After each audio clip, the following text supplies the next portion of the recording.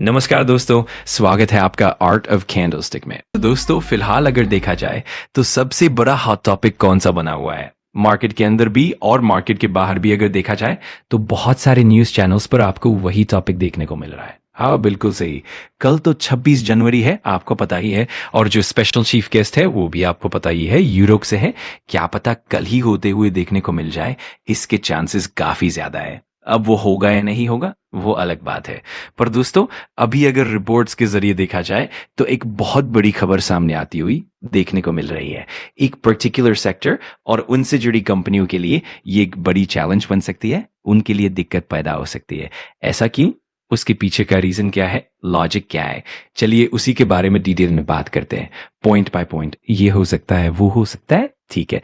बताया जा रहा है दोस्तों कि सबसे बड़ा फोकस यूरोपियन गाड़ियों पर रहेगा, मतलब जो यूरोप की गाड़ियां होती है जो हमारे देश में आती है। कई सालों से इनकी डिमांड रही है। अब एग्जैक्ट पॉइंट क्या है, चलिए एक एक चीज को देखते हैं। रिपोर्ट के अनुसार अगर कोई यूरोपियन गाड़ी इंडिया में आती है तो भारत सरकार उस पर कितना टैक्स लगाती है पता है? 110%। Can you imagine? 110% का मतलब समझ रहे हो? अगर गाड़ी का ओरिजिनल प्राइस 25 लाख है तो उस पर 25 लाख से भी ज्यादा टैक्स लगता है। मतलब जो लग्जरी गाड़ियां हैं उनका प्राइस विदेश में आधा होता है, लेकिन इंडिया में वो डबल हो जाता है टैक्स की वजह से।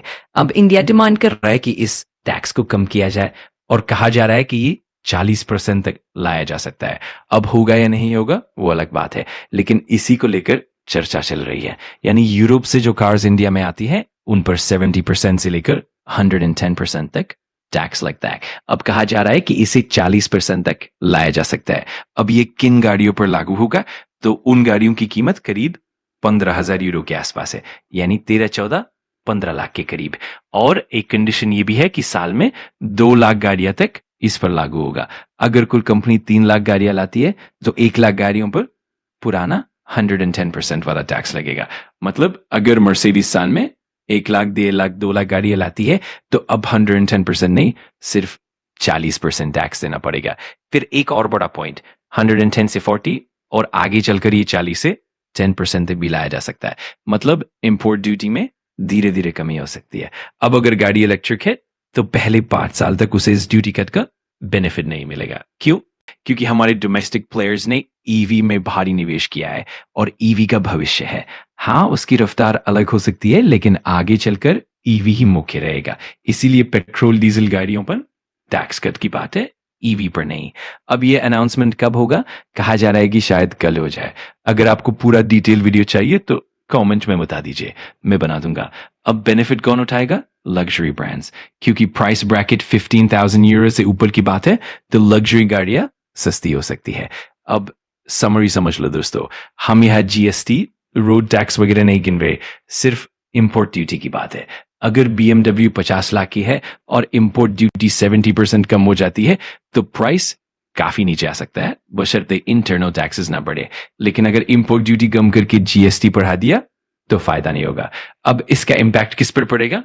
इंडियन ऑटो कंपनीज पर। और ये इंपैक्ट अच्छा होगा या बुरा? टॉप एंड मॉडल्स पर नेगेटिव इंपैक्ट जरूर होगा, क्योंकि हर ऑटो कंपनी के पास अलग अलग मॉडल्स होते हैं। अगर इंडियन कंपनी का टॉप मॉडल 30 लाख का है और BMW मर्सिडीज 30 लाख में आ गई तो लोग शिफ्ट करेंगे। भारत में लग्जरी स्पेंडिंग का क्रेज आप जानते हो, एसयूवी और जर्मन कार्स का क्रेज अलग ही है। अब मारुति की बात करें, उनकी top and petrol diesel cars 32-33 lakh तक जाती है। अगर BMW मर्सिडीज 35 लाख में आ गई तो मारुति की टॉप एंड गाड़ियों को दिक्कत हो सकती है। उसी तरह Hyundai और टाटा मोटर्स की भी कुछ गाड़ियां प्रभावित हो सकती है। तो ये सब पॉइंट्स ध्यान में रखो। अगर सच में इंपोर्ट ड्यूटी कम हुई तो इंडियन ऑटो इंडस्ट्री के टॉप एंड मॉडल्स पर फर्क पड़ेगा। अब देखते हैं अनाउंसमेंट क्या होता है। अगर आपको वीडियो जानकारीपूर्ण लगा तो लाइक कर देना, कमेंट करके बताना कि अगला टॉपिक कौन सा चाहिए, और सब्सक्राइब कर लेना आर्ट ऑफ कैंडलस्टिक को, ताकि ऐसे ही पावरफुल लर्निंग वीडियोस आप मिस ना करो। Thanks for watching. मैं मिलता हूँ अगली वीडियो में।